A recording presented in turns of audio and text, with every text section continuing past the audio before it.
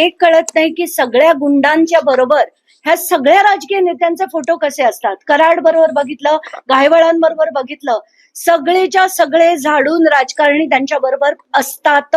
मला हाच प्रश्न पडतो की असं प्रत्येक वेळेस का होतं. कारण राजकारणात यांना गुंड हे सगळ्यांनाच लागतात, वेगवेगळ्या पद्धतीने लागतात. आणि हेच जर सगळं बंद करायचं असेल ना तर राजकारणाचं खरंच एक चित्र बदलण्याची गरज आहे. पण तो कुठलाही राजकारणी करत नाही, कारण त्यांना दहशत निर्माण करून, भीती निर्माण करून लोकशाहीत आपल्यावर राज्य करायचं आहे. आता घायवळ प्रकरणात आपण बघितलं, आधी तर पुणे पोलीस आयुक्त यांनी सुद्धा ती बंदुकीची परवानगी रद्द केलेली असताना त्यांना जी दिली गेली तर ती कोणामुळे दिली गेली, तर आपले गृहराज्य मंत्री जर ती परवानगी देतात तर हे काय चाललंय असा प्रश्न उठतो. पण आता कसं आहे, मग सारवासारव होते, मग त्याची आम्ही चौकशी करू, मग ती परवानगी दिलीच नाही असं सांगितलं गेलं.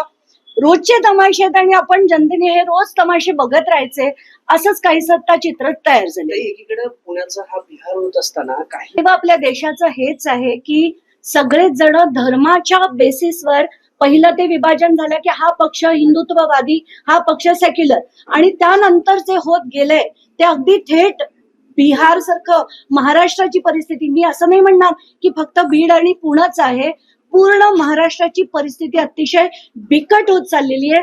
भ्रष्टाचार अमाप झालेला आहे. सगळ्या त्यांच्या यंत्रणा आहेत त्या फक्त वरून फोन आला तरच काम करतात, आणि हे आपलं नागरिकांचं दुर्दैव आहे. आणि त्यासाठी आपल्या सगळ्यांना लढायचंय. पण कसं लढायचं, काय लढायचं, मला असं वाटतं की विजय कुंभार आणि महेश जगड्यांसारख्या लोकांनी एकत्र बसून आता आपल्याला ठरवायला हवं की या देशाला पुढची दिशा आपल्याला चांगली देण्याची गरज आहे. एकमेकांवरती एकतर राजकारणात होतंय काय हेच कळत नाही. जो पक्ष आज एका पक्षाबरोबर आहे तो पक्ष त्याच्या विरोधात जातो, आणि विरोधात गेल्याच्या दिवशी त्यांच्यावर आरोप करायला सुरुवात करतात. मग तुम्ही एकत्र का होतात हा पहिला प्रश्न.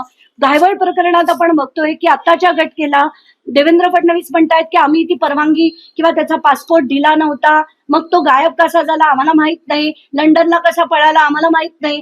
तर हे सगळं जे होत आहे ना ते अतिशय गलिच्छ पद्धतीने होत आहे, अतिशय किळसवाणी पद्धतीने होत आहे. आणि लोकांना हाच प्रश्न पडतोय की आता या राजकारणाचं करायचं काय.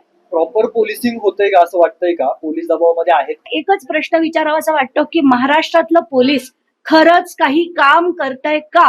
कारण मला आता जर आपण चोरीचं एखादं प्रकरण घेऊन पोलीस स्टेशनला गेलो, कोणावर अत्याचार झाले म्हणून घेऊन गेलो, पोलीस काडी मात्रही काही काम करत नाही. पण वरनं फोन आले, राजकारण्यांचे फोन आले, आमदाराचे फोन आले, मंत्र्याचे फोन आले, तर तेच पोलीस काम करताना दिसतात.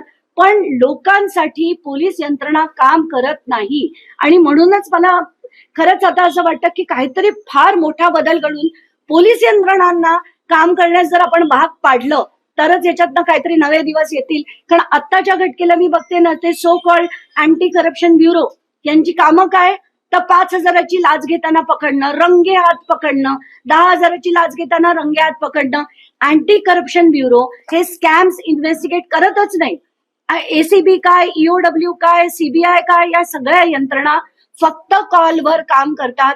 ईडी तर कम्प्लिटली, म्हणजे त्यांना सांगितलं गेलं आज प्रताप सरनाईकांच्या मागे लागा, आज एकनाथ शिंदेच्या मागे लागा, त्यांना आपल्या भाजप पक्षात परत घ्यायचंय, तर ती एवढी यंत्रणा काम करते. त्याच्या पुढे ती यंत्रणा कधीही काम करत नाही. कुठचाही विषय चौकशी लागते, चौकशी लागली की ते आज तगायत, कुठचाही रिपोर्ट बाहेर येत नाही आणि कोणीही जेलमध्ये जात नाही.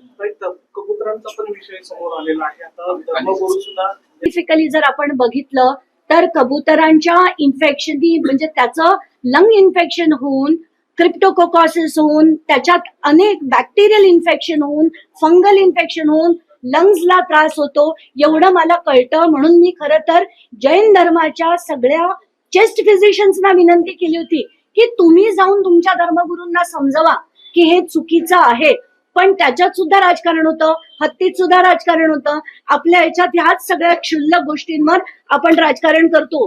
पण 9.9 लाख कोटीचं आत्ताचं महाराष्ट्रावरचं जे देणं आहे त्याच्यावर कोणीच बोलत नाही. कारण आपले अर्थमंत्री जे आता आहेत ते 10वी पास आहेत, त्यांना काहीच कळत नाही की त्याची ऍसेट साईड काय, लायबिलिटीज काय, एवढे 9 लाख कोटी आपण परत आणणार कुठून, याची डेट आपण कमी करणार कशी, याच्याकडे त्यांना वेळच नाही किंवा कळतही नसेल. अजित पवार मी राज्याच्या अर्थमंत्र्यांबद्दल बोलते. महाराष्ट्र हा स्वित्झर्लंड इतका मोठा आहे, तो स्वित्झर्लंड देश आहे, महाराष्ट्र राज्य आहे, त्याच्या एवढं मोठं असताना महाराष्ट्राचे जे अर्थमंत्री आहेत ते 10वी पास आहेत. मला त्यांच्या शिक्षणाबद्दल टीका करायची असं नाही, पण अर्थकारण त्यांना खरंच कळतं का, हा त्यातला मूळ प्रश्न आहे.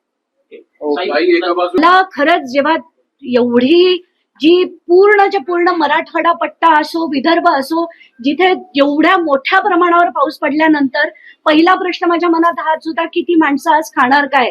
म्हणून बीड आणि धाराशिव या दोन्ही ठिकाणच्या कलेक्टरशी मी बोलले, त्यांच्याकडनं माहिती घेतली. मुंबईहून आम्हाला जेवढं पोहोचवता आलं तेवढ्या त्या कलेक्टर पर्यंत, आणि माझ्या इनफॅक्ट मयंक गांधी नावाचे जे माझे सहकारी होते, त्यांनी तिथे थेट कॉर्पोरेट्सला नेऊन मोठ्या प्रमाणावर त्या गावांमध्ये अनेक गोष्टी पुरवल्या.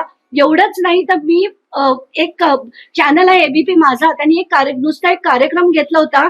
त्याच्याकडे त्या कार्यक्रमात असंख्य मुलं जी मुंबई पुण्यात शिकतायत, जी खरं त्यांचे आई वडील मराठवाड्यातले शेतकरी आहेत, त्यांची माहिती मी घेतली. ती झी 24 तास नावाच्या दुसऱ्या चॅनलला दिली आणि त्यांना सांगितलं की तुम्ही याच्यावर कार्यक्रम करून त्यांना, त्या मुलांना मदत पोचेल असं करा. माझ्या मिस्टरांच्या ऑफिसमध्ये त्यांच्या CSR अंतर्गत त्यांना मदतीचा हात दिला.